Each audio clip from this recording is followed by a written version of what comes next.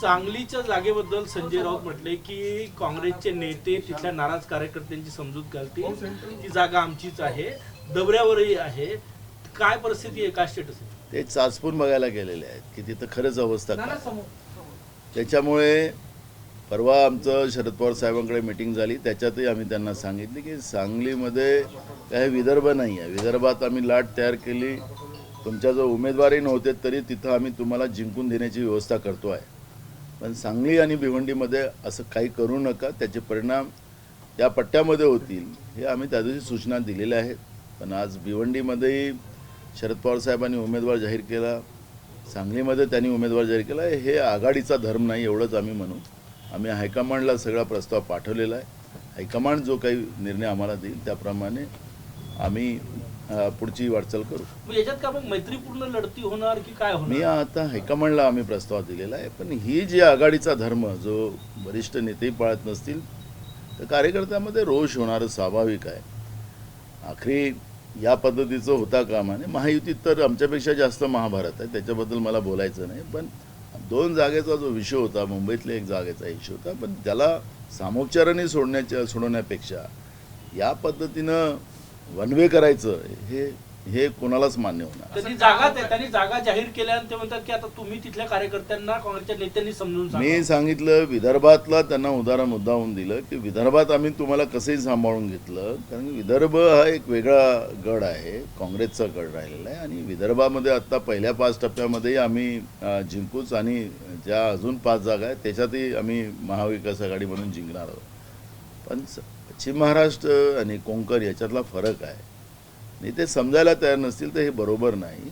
अखेरी BJPला हरवण्यासाठी आम्ही सगळे एक आलेलो आहोत. आणि या पद्धतीचं भूमिका घेणं आणि या पद्धतीनं उमेदवार जाहीर करणं त्याचा स्वाभाविक आहे की कार्यकर्त्यांमध्ये रोष होणार आहे.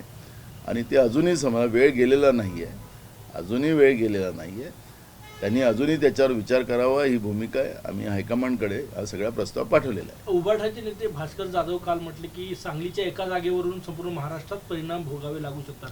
थेट इशारा काँग्रेसला होता. आम्ही सांगितलंय ना, त्यांनी नंतर सांगितलं, मी त्यांच्या नेत्यांच्या समोर पहिले सांगितलेलं आहे. त्याच्यामुळे ही भूमिका त्यांनी समजून घेतली पाहिजे, असंच आहे. आम्हाला काय इशारा देण्याचा आहे? कोणाला इशारा काँग्रेसवाले कोणाचा समजतात नाही, आम्ही जनतेचाच फक्त इशारा समजतो. जनतेचा कौल आम्हाला माहिती आहे. पण या पद्धतीनं होत असेल तर अजिबात आम्ही खपवून घेणार नाही. कार्यकर्त्याच्या भावना तीव्र आहे. तुमचे नेते कदम वगैरे प्रचारालाही जाणार नाही, बाहेरही पडणार नसं? मी काय करायचं हायकमांडचा निर्णय आल्यानंतरच निर्णय घेऊ. पण अशा पद्धतीने वारंवार काय होत आहे, कारण काँग्रेस एवढा मोठा पक्ष असताना जो सोबत तुमच्या राहिला पाहिजे, महाविकास आघाडीचा धर्म तुम्ही पाळत असताना ते पाळत नाहीये, त्याचा परिणाम काँग्रेसला होणार आहे. आम्ही सांगितलंय परिणाम आम्हाला होणार नाही, जनता आमच्या बरोबर आहे, त्याच्यामुळे परिणाम आम्हाला होणार नाही. पण मूळ प्रश्न आहे की भाजपला हरवण्यासाठी आम्ही एकत्रित आलो, असं वागू नये एवढंच आमचं म्हणणं आहे. कुठेतरी भाजपलाच मदत होता या सगळ्या प्रकरणात? मी आज त्याच्यावर प्रतिक्रिया देणार नाही. तो विदर्भात काय स्थिती आहे? तुम्ही प्रचार करताय, राहुल गांधींच्या सभा आहे, कुठे कुठे सभा आहे? विदर्भातल्या 10 जागा महाविकास आघाडी जिंकेल, त्या पद्धतीचं सगळीकडे वातावरण आहे.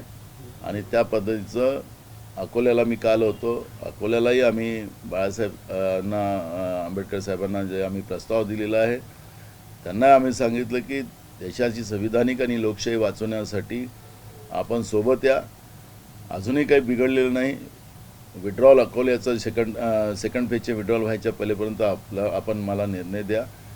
आणि ते म्हणत होते की नाना पटोलेला अधिकार नाही. मी सांगितलं मी माझा अधिकार वापरणार. आता तुम्हाला जे तुम्ही निर्णय सांगाल त्या निर्णयाच्या 2 जागेचं त्यांचं आमच्याकडून अपेक्षा होत्या, त्या निर्णय घेण्याची मी त्यांना सांगितलेलं आहे.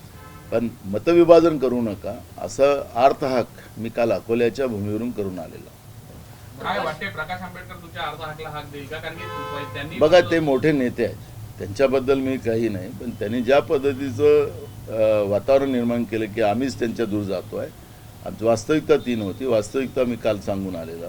आणि त्याच्यामुळे संविधान आणि लोकशाहीलाच आज धोका निर्माण झालेला आहे. आणि अशा परिस्थितीमध्ये मतविभाजन अजिबात आम्ही होऊ देणार नाही. आमचा पूर्ण प्रयत्न त्याच्यामध्ये आहे. आणि म्हणून मी काल अकोल्यामध्ये हे सांगून आलेलो. अकोल्यात भाषण देताना तुमचं थोडंसं हे झालेलं होतं, त्याच्यावर आता चंद्रशेखर बावनकुळे यांनी टीका केलेली. नाना पटोलेंनी मतं मिळवण्यासाठी गिधाडी प्रवृत्तीनं वागू नये, जे एक बघा वक्तव्य होतं. अटल बिहारी वाजपेयी साहेबांचं काय केलं त्यांचा इतिहास आहे. त्यामुळे तसं होता कामा नये हे जाणीव करून दिलेली आहे. बस एवढंच केलेलं आहे. त्यांच्याबद्दल मला वक्तव्य करायचं नाही. बावनकुळेबद्दल तर मी काहीच बोलत नाही. त्यामुळे अटल बिहारी वाजपेयी यांचा इतिहास आहे म्हणून तसा इतिहास दोहरवू नका एवढाच इशारा दिलेला आहे.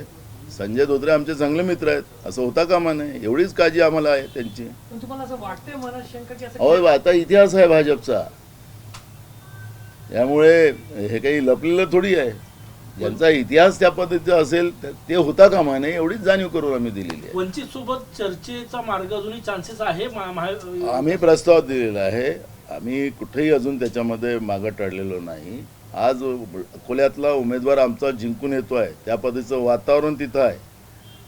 ते म्हणायचे ना बाळासाहेब की मला हरवायसाठी उमेदवार उभे ठेवतात. आता यावेळेस आम्ही आमचा कॅन्डिडेट जिंकायसाठी उभा ठेवलेला आहे आणि त्या पद्धतीचं वातावरण आहे. नानाभाऊ ज्या पद्धतीने काही दिवसांपूर्वी प्रकाश आंबेडकरांनी प्रस्ताव दिला 7 ठिकाणी आम्ही मला आता ते कुठेतरी तुमचा ते- पाठिंबा मिळवण्यासाठी असे खेळ खेळत आहेत. मी त्यांच्याबद्दल काही नाही. ते मोठे व्यक्ती आहेत. त्यांच्या प्रकाश आंबेडकर साहेबाबद्दल मी काहीच बोलणार नाही. पण जो काल ते म्हणत होते नानाला अधिकार नाही आहे, ज्याला अधिकार नाही मी त्यांच्याशी बोलणार नाही, मी त्यांना सांगितलं माझा अधिकार काय आहे. काल त्यांच्याच भूमीवर जाऊन सांगून आलो. त्यामुळे आता माझा अधिकार मी त्यांना सांगितला. दिल्लीला जायची गरज नाही आहे. महाराष्ट्रातच आपण प्रकाशराव आणि आम्ही या ठिकाणी हा प्रश्न सोडवू.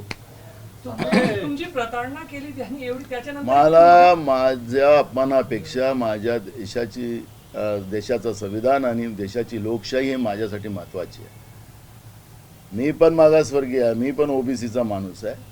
काय असेल त्यांच्या चुका झाल्या असतील असं मान्य करू, पण माझ्या अपमानापेक्षा माझ्या देशाचं संविधान आणि लोकशाही नाना पटोलेसाठी महत्त्वाची आहे. एक नाही 2 प्रधानमंत्री काँग्रेसचे शहीद झालेत, या देशासाठी झाले, देशाच्या संविधानासाठी झालेत.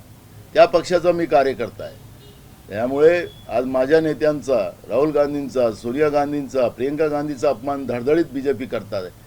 पण आजही आमचे गांधी परिवारातली लोक देशासाठी लोकांमध्ये जाऊन त्यांना भूमिका सांगतात आहेत.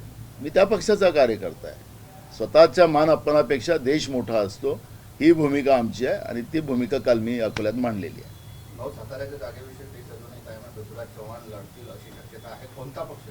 आम्हाला त्याच्यावरची चर्चा करायची, जी चर्चा आमच्यात नाही आहे तर ती काय, ती जागा आम्ही शरद पवार साहेबांना दिली आहे. त्यांनी काय निर्णय करायचा तो करावा.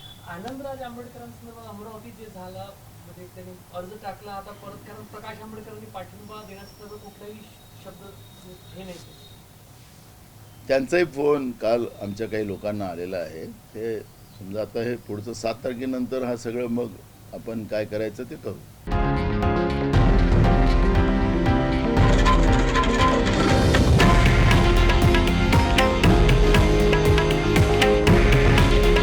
हे आहे देशातील नंबर 1 न्यूज नेटवर्क आणि आपण पाहत आहात TV9 मराठी. काळजी तुमची, हित महाराष्ट्राचं.